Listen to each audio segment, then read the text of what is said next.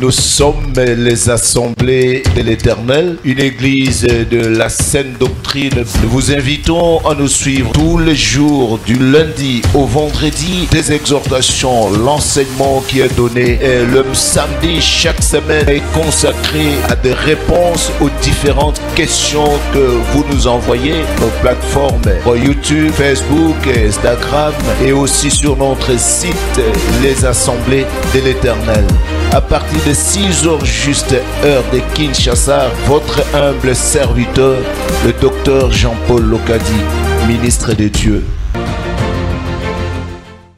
Nos salutations à vous tous, très chers frères et sœurs de partout où vous nous suivez encore ce matin. Bonjour à tous et bienvenue à notre programme d'exhortation matinale de ce jour. Nous allons nous présenter devant le Seigneur notre Dieu, lui rendre grâce. Nous allons dire merci au Seigneur qui nous fait une si précieuse occasion d'être encore en vie en ce moment. Nous allons reconnaître tous ses bienfaits envers nous. L'Éternel Dieu nous garde, nous protège, nous secourt et nous assiste en toutes choses. Nous allons lui dire merci, mais aussi lui présenter ces temps que nous allons passer devant sa sainte présence. Que l'Éternel Dieu puisse nous diriger et nous accompagner. Prions au nom du Seigneur Jésus-Christ. Oui, Père de tout le temps. Nous te rendons énormément grâce, Éternel, notre Dieu, notre roi. Nous bénissons ton Saint-Nom. Nous te disons merci au Père pour cette grâce, cette faveur que tu nous fais d'être encore en vie ce matin. Nous savons, ô Dieu, que dormir et se réveiller, ce n'est pas une habitude.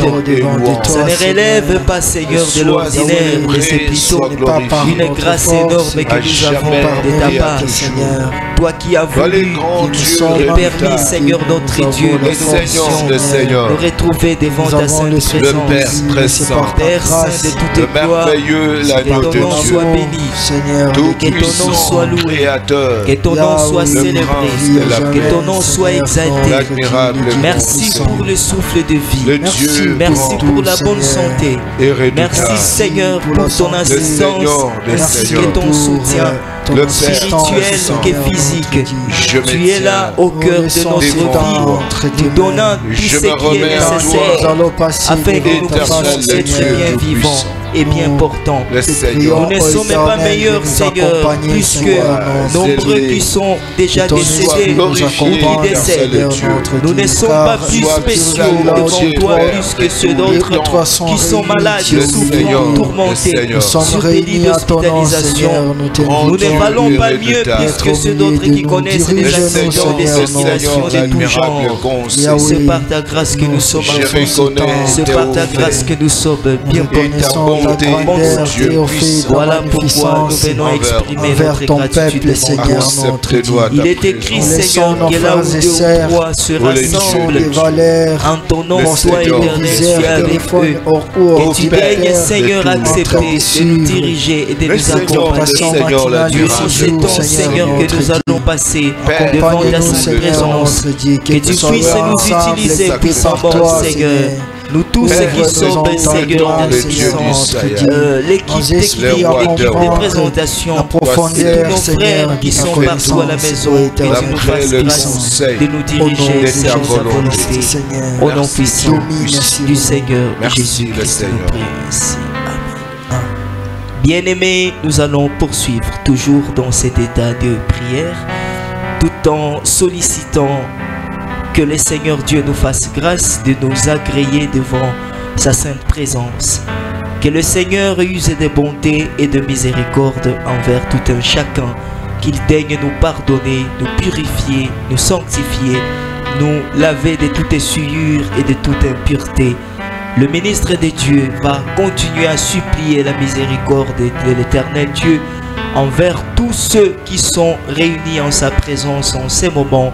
Que de partout où nous sommes, que nous puissions trouver grâce devant la face du Très-Haut. Prions au nom du Seigneur Jésus-Christ. Que ta faveur éternelle, je me présente devant ta sainte et ta miséricorde soit l'éternel sur l'ensemble de tes enfants, ta miséricorde sur tous ceux, ô Père de gloire, qui se lèvent devant toi, ô Dieu d'Israël. Qu'il te plaise, Seigneur, que toi, le Seigneur Dieu, tu donnes la force, qu'il te plaise, Seigneur, de me laver de toute impureté, et que tu acceptes de nous enchaîner devant toi.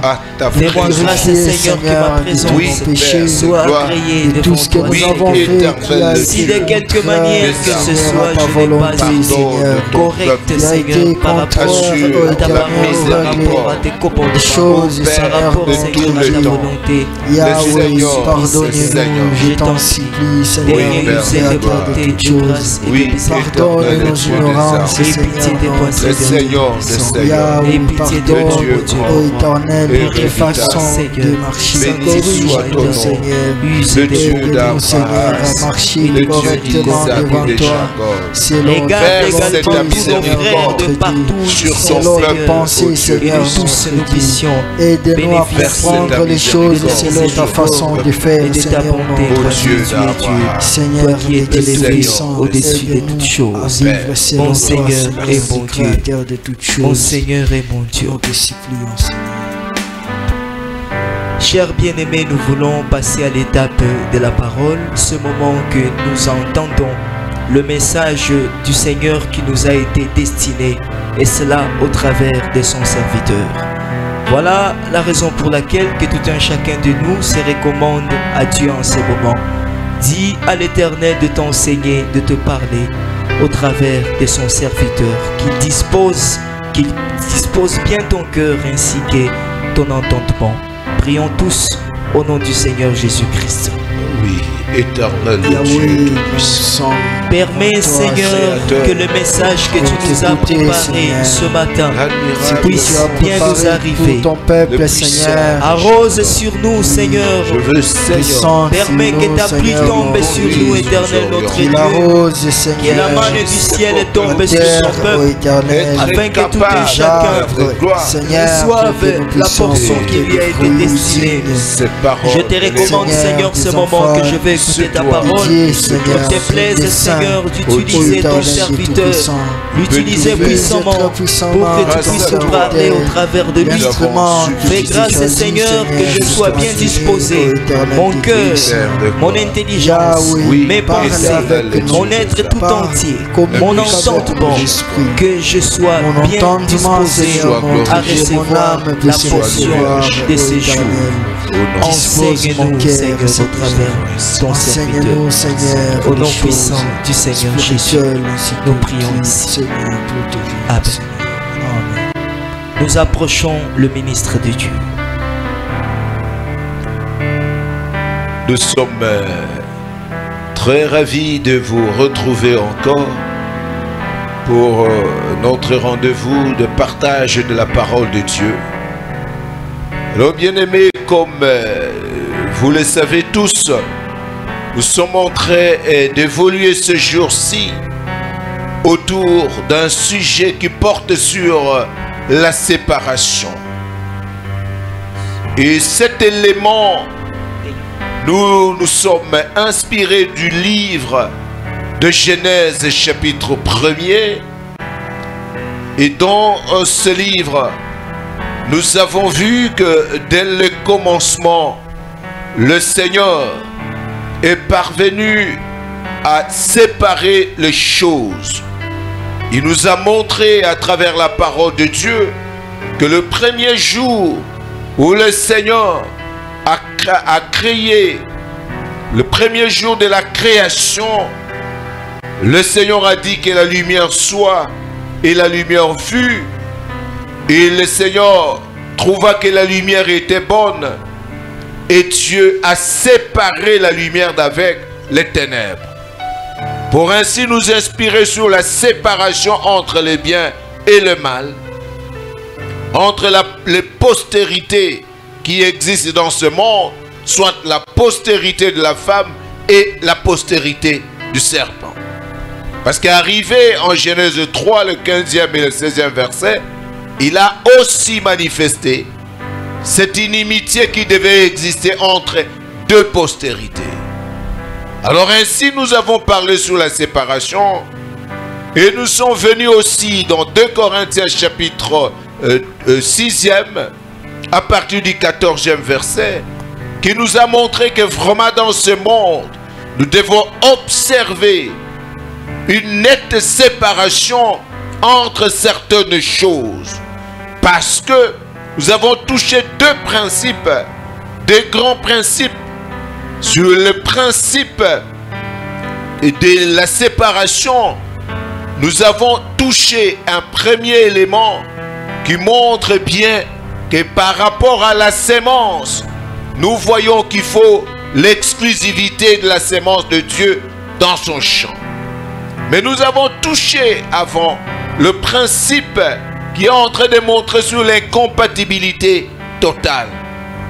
Et nous avons montré 2 Corinthiens 6, là où on nous a montré qu'il n'y a rien de commun entre la lumière et les ténèbres, pas de rapport entre le bien et le mal, la justice et l'iniquité. Il n'y a pas de part qu'un fidèle peut avoir avec l'infidèle, et tout cela nous avons vu qu'il faut la séparation. Et nous avons attiré, nous attirons l'attention que si le peuple de Dieu ne sait pas séparer les choses, si le peuple de Dieu va avoir une vision commune de choses, en considérant les choses d'une manière contraire à la vision de Dieu, alors c'est le peuple de Dieu qui va succomber. Et le Seigneur, pour mettre les combles et parler des humains, dans Matthieu 13, il est venu nous montrer qu'il y a 2 sortes d'hommes ici sur la terre. Il y a l'ivraie et il y a le blé, et qui doivent se séparer de par leur nature et de par leur origine. La fois passée, nous avons vu beaucoup d'éléments à ce stade. Mais nous avons vu même des domaines de séparation absolue. Nous avons parlé du domaine de la foi. Nous avons aussi parlé du domaine du mariage. Et nous parlons sur le domaine de l'amitié. Et nous avons dit bien que le Seigneur n'a jamais conçu un monde dans lequel le bien et le mal sont obligés de cheminer ensemble. Ou alors les ténèbres et la lumière marchaient de commun. Non. Voilà pourquoi le Seigneur nous montre que nous devons séparer les profanes d'avec le saint et que les enfants de Dieu ne doivent pas tisser des amitiés avec les hommes de mauvaise vie. Au risque de se retrouver tisser de l'amitié avec l'ivraie. Or, l'ivraie ne cherche qu'à étouffer le blé. L'ivraie ne cherche qu'à détruire, à dominer sur le blé.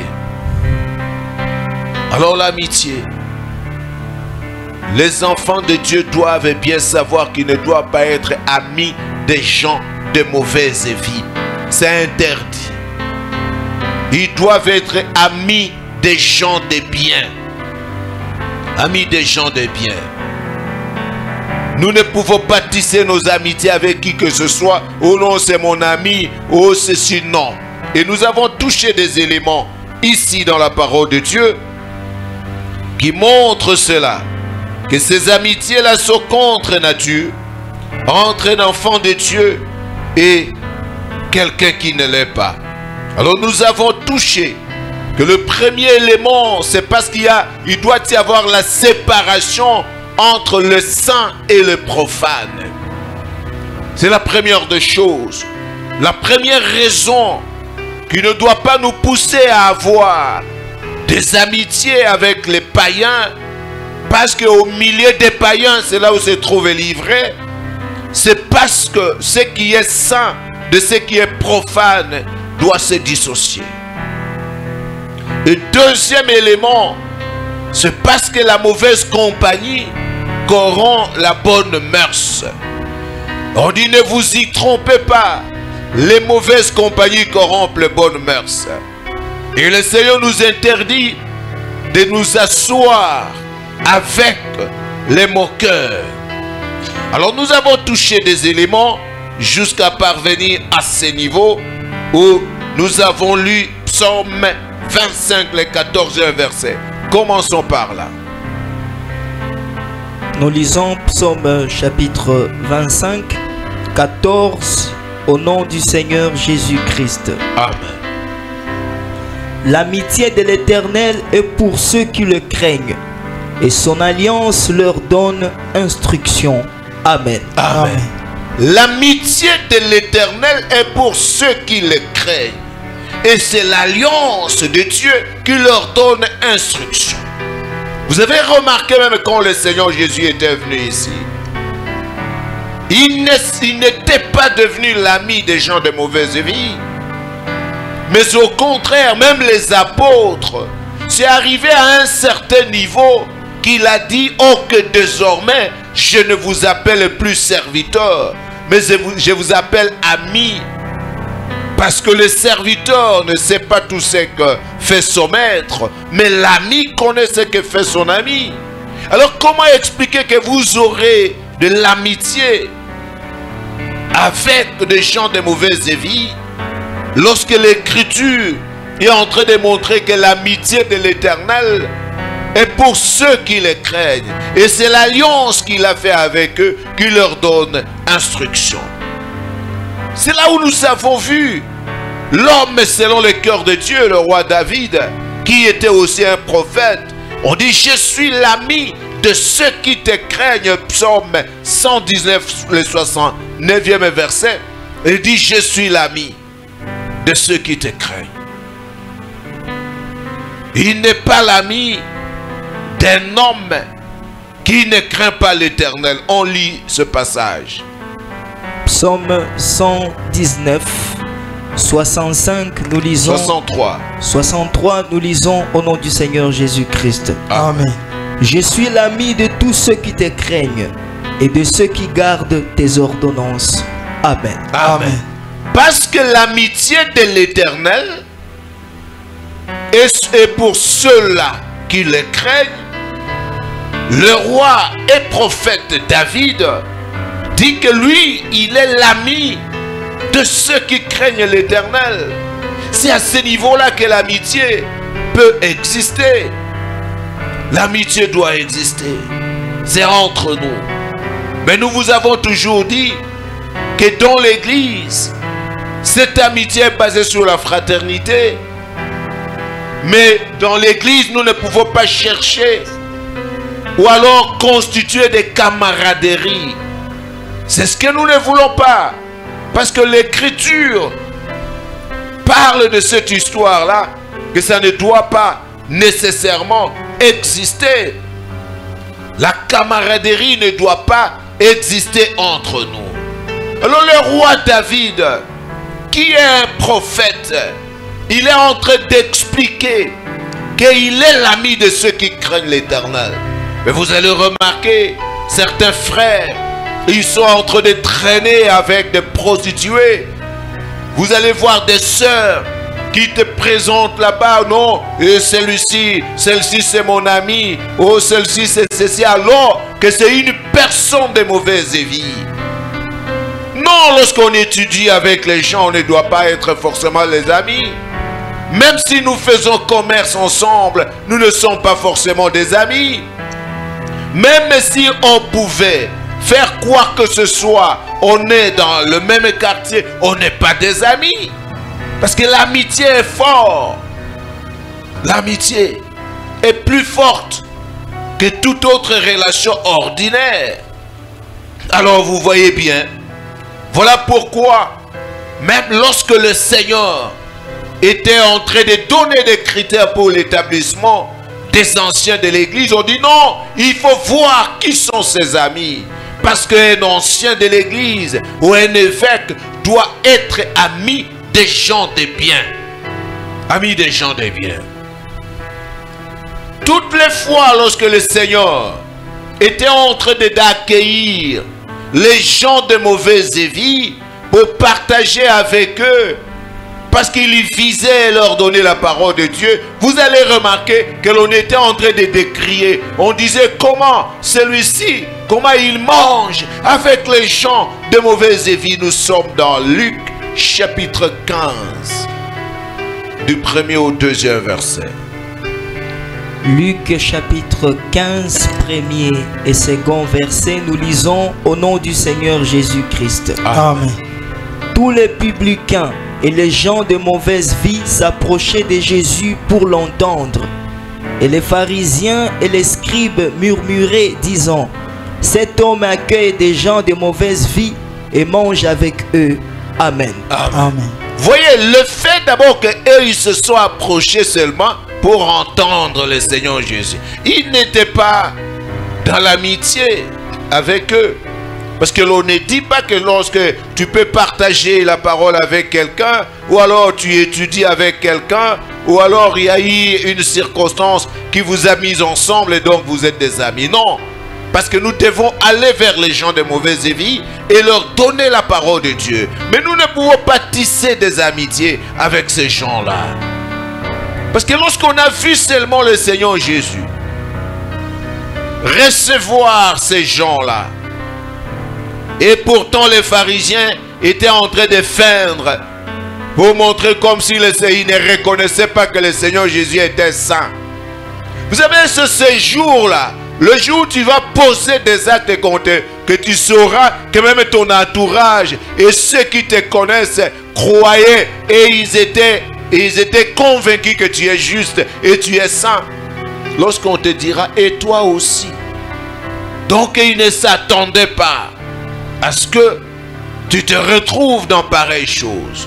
Mais il y a de ceux qui peuvent poser n'importe quelle action. On se dit c'est normal, c'est comme ça qu'il est. Frère, lorsque tu vois une sœur, oh mon ami, oh j'étais chez mon ami, oh il faut bien savoir qu'il est comme eux. C'est la même chose. Et si vous la surprenez au milieu de ces gens-là, vous allez voir comment elle éclate. Elle fait tout ce qu'elles font. Il fait tout ce qu'ils font. Voilà pourquoi ces gens-là les aiment. Parce que le monde aime ce qui est dans lui. Vous savez, lorsqu'on peut aimer, l'Écriture montre bien que nous ne pouvons pas aimer ceux qui haïssent l'Éternel.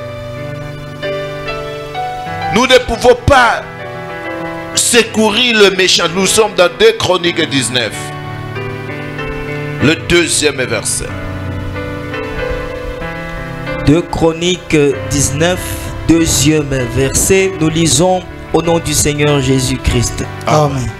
Jéhu, fils d'Anani le prophète, alla au-devant de lui. Et il dit au roi Josaphat: doit-on secourir les méchants? Et aimes-tu ceux qui haïssent l'Éternel? À cause de cela, l'Éternel est irrité contre toi. Amen. Amen. Il est allé secourir le méchant, ceux-là qui haïssent l'Éternel. Il a tissé des amitiés avec eux, au point d'exposer même sa vie. Il a exposé sa vie parce qu'il est allé secourir les rois qui étaient d'une conduite inacceptable devant le Seigneur. Alors le prophète est allé à la rencontre du roi Josaphat et il a dit au roi Josaphat: doit-on secourir les méchants? Aimes-tu ceux qui haïssent l'Éternel? À cause de cela, l'Éternel s'est irrité contre toi. Tu peux te retrouver sous la colère de l'Éternel sans le savoir. Parce que tu prends tellement la vie spirituelle à la légère. Tu prends ta relation avec Dieu très en légère. Et à ce temps-là, même lorsque le malheur arrive dans ta vie, tu ne sauras même pas que le malheur est arrivé de la part de l'Éternel. Parce qu'il s'est irrité contre toi. Doit-on secourir les méchants? À cause de cela, l'Éternel est irrité contre toi. Mais il s'est trouvé de bonnes choses en toi, car tu as fait disparaître du pays les idoles et tu as appliqué ton cœur à rechercher l'Éternel. Dieu reconnaissait cela, mais l'acte que tu viens de faire a suscité l'irritation, la colère de l'Éternel, parce que tu es allé t'associer à quelqu'un qui est un méchant homme, qui est l'ennemi de l'Éternel, qui est en train de haïr l'Éternel, pour aller exposer ta vie et amener même l'armée d'Israël pour aller combattre aux côtés de cet homme-là. Ce n'est pas bon et c'est inacceptable devant le Seigneur. Voilà pourquoi lorsqu'on a des amitiés, tu iras même défendre la mauvaise personne qui est en train de haïr l'Éternel. C'est comme ça que vous voyez même dans l'église. Vous pouvez appliquer la parole de Dieu sur quelqu'un qui a péché contre l'Éternel et vous mettez cette personne loin de la volonté de Dieu, loin de la face de Dieu. Mais il y a des gens qui contournent pour aller secourir cet homme-là. Un méchant homme qui a mis l'église en difficulté ou qui a mis les enfants de Dieu en difficulté. Et lorsqu'on regarde la parole de Dieu, on dit ôtez les méchants du milieu de vous. Mais il y a des gens là qui ont tissé des amitiés et qui vont contourner. Là où même l'Éternel dit qu'il ne faut même pas saluer un tel homme et ne mangez pas avec un tel homme. Mais il y a des gens qui contournent pour aller manger avec les ennemis de Dieu. Et ils se poseront la question par la suite. Que je ne sais pas comment ce malheur m'est arrivé dans la vie. Mais pourquoi pas? Pourquoi pas? Tu as bafoué la loi de l'Éternel. Et tous ceux-là qui sont en train de faire des amitiés, cette amitié finit toujours par nous détruire. Lorsque vous voyez par exemple dans 2 Samuel chapitre 13, si vous lisez à partir du premier verset, vous allez trouver l'histoire de Jonadab qui est allé tisser l'amitié avec Amnon. Amnon était fils de David. Amnon était fils de David. Et dans la maison de David, comme David avait plusieurs femmes, il a eu des enfants avec plusieurs. Parce qu'à leur temps, cela n'était pas interdit. Et le Seigneur était en train de légiférer sur ça. Et pour le roi pouvait avoir même des concubines. Mais le sacrificateur ne pouvait pas faire pareille chose parce qu'il était en train de représenter le sacerdoce. Et l'Écriture montre bien que Amnon a commencé à avoir des mauvais sentiments sur l'une de ses petites sœurs qui était issue de son père mais de mères différentes. Cette chose rendait Amnon très inquiet, mais il avait l'amitié avec un homme Jonadab. Et Jonadab lui disait, toi qui es le fils du roi, mais quelle sorte de santé que tu as? Parce qu'à un certain niveau, il y a des niveaux là où vraiment l'amaigrissement et la mauvaise santé n'est pas permis. L'amaigrissement n'est pas permis. La mauvaise santé n'est pas permise à ce niveau-là. Parce qu'on sait qu'on a un niveau de vie acceptable. Alors lorsqu'il a commencé à lui dire, non, j'aime ma soeur, mais je ne sais même pas qu'est-ce que je dois faire. Comme c'était un méchant homme, au lieu de dire à ce monsieur que non, selon la loi de l'Éternel, cela est totalement inacceptable. Parce que la loi de l'Éternel parle que l'on ne peut pas avoir de mauvais sentiments pour sa soeur, pour son proche parent. Il y a des délimitations bien claires dans Lévitique. Mais il a dit non, c'est une petite chose. L'homme a monté des stratégies jusqu'à enseigner, à apprendre à cet homme comment il peut faire le malade et rester sur le lit et tromper même son père pour favoriser à ce que le père puisse envoyer Tamar pour ainsi préparer un gâteau à son frère. Et c'est là qu'il a violé sa sœur. Parce que les mauvaises compagnies corrompent les bonnes mœurs. L'amitié avec des mauvaises personnes finit par nous détruire.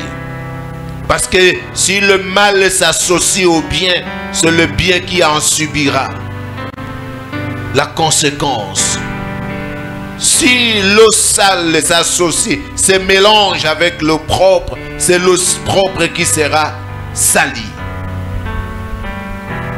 Si la vérité est mêlée au mensonge, le Seigneur Dieu dit, tu n'es ni chaud ni froid, je te vomirai.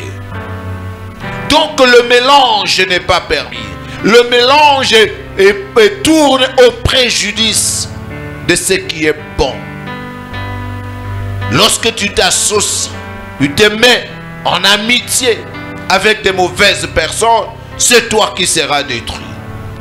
C'est ainsi que Dina, dans Genèse 34, si vous lisez à partir du premier verset, vous allez trouver que Dina, la fille unique de Jacob, on a subi les conséquences parce qu'elle est allée s'associer aux filles du pays, tisser les amitiés avec les filles du pays qui étaient livrées, qui n'avaient rien de rapport, qui étaient des princesses d'un dieu étranger.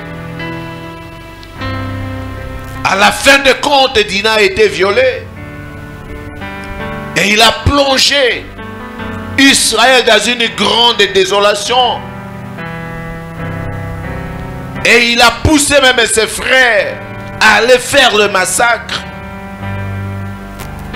Et à cause de cela, l'âme de Jacob n'était plus dans les conciliabules de Lévi et de Siméon.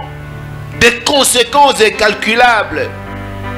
Même ce que Amnon a fait sur conseil de son ami, ça a plongé la maison de David dans une grande désolation. Et cela a fini par la révolte d'Absalom. Cela a fini par la révolte d'Absalom. David a fini par décrocher et fuir le trône. Pendant des années, David errait dans le désert à cause de cela. Parce que on a fini par s'entretuer dans la maison de David. Alors, l'amitié avec les mauvaises personnes, c'est une très mauvaise chose. Il n'y a pas à aller avec la race des méchants et vous allez vous mettre là-bas. Il n'y a pas d'amitié avec la race des méchants. Si vous regardez ici, Dina a été violée là-bas. Il faut bien savoir que s'il y a quelque chose qui nous met ensemble, ça ne doit pas être l'amitié. Parce qu'il est écrit quel rapport y a-t-il? Et il n'y a rien de commun. S'il n'y a pas un rapport, comment il y aura l'amitié?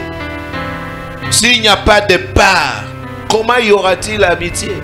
Lorsqu'on dit qu'il n'y a rien de commun entre la lumière et les ténèbres, toi tu es lumière. Le Seigneur avait dit, vous êtes la lumière du monde. Toi tu es, à moins que tu ne reconnaisses que tu n'es pas la lumière.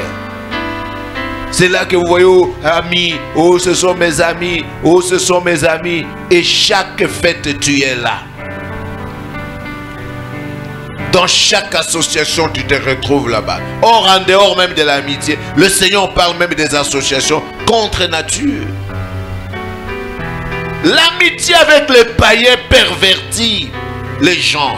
Psaume, dans Job 17.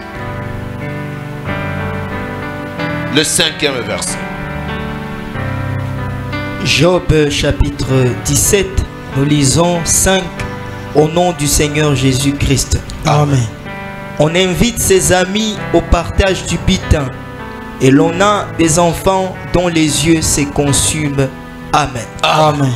On dit qu'on peut, quand on fait des amitiés avec les païens, vous allez même parvenir à inviter les amis dans le partage du butin, alors que à sa maison, on a des enfants dont les yeux se consument. C'est là où vous voyez des papas qui sortent chaque jour et ils arrivent là-bas. En dehors de leur maison, ils sont des grands bienfaiteurs. Au milieu de ses amis et amis, ils sont là, il est le grand bienfaiteur, celui, le PDG. Celui qui est en train de fournir des choses à flot. Mais ses enfants sont en train de consumer. Les yeux de ses enfants se consument. Il manque à manger et à boire et de quoi se vêtir et la vie meilleure. Et il ne vit pas, sa maison ne vit pas à la hauteur de ses biens. Ses enfants manquent même les frais scolaires, les frais académiques. Mais quand tu entends sa réputation là dehors, donc celui le top de top. Quand il arrive, c'est lui qui achète. Et pourtant, c'est le pire des péchés qui existe. Si tu es un frère, si tu es une sœur, parce que l'Écriture dit, celui qui ne prend pas soin des siens, et principalement ceux de sa maison, il est pire qu'un infidèle. Il a renié la foi. En Timothée 5, le 8e verset. 1 Timothée chapitre 5, 8e verset, nous lisons au nom du Seigneur Jésus-Christ. Amen. Si quelqu'un n'a pas soin des siens, et principalement de ceux de sa famille, il a renié la foi et il est pire qu'un infidèle. Amen. Amen. Pareil homme, on ne peut pas dire qu'il est dans la foi. Il a déjà renié la foi. Et il est mauvais plus qu'un infidèle. Et pourtant, avec les infidèles, on dit qu'y a-t-il, quel est le rapport? Quelle est la part qu'a le fidèle avec l'infidèle? Alors, si l'un de nous est devenu pire qu'un infidèle, fallait-il que nous puissions le laisser dans notre communion? Lorsqu'on trouve pareille personne qui ne prend pas soin des siens, mais qui est là, qui abandonne sa maison, s'il est dans l'assemblée, nous allons le ôter de l'assemblée. C'est un méchant homme. On dit ôtez le méchant du milieu de vous. Il est pire qu'un infidèle.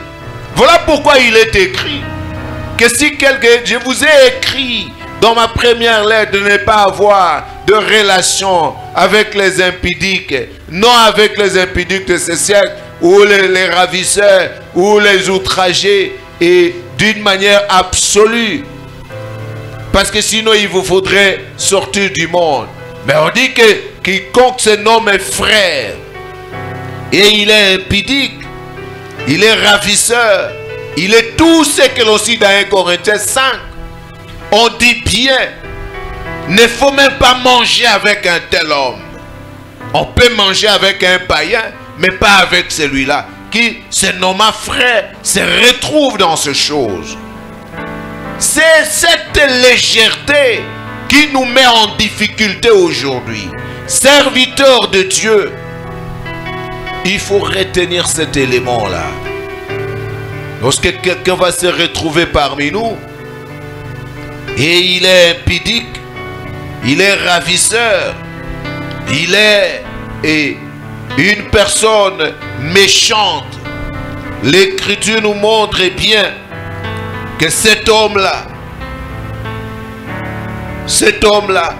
maintenant ce que je vous ai écrit, c'est de ne pas avoir de relation avec quelqu'un qui se nomme frère, impudique, ou cupide, ou idolâtre, ou outragé, ou ivrogne, ou ravisseur, de ne même pas manger avec un tel homme.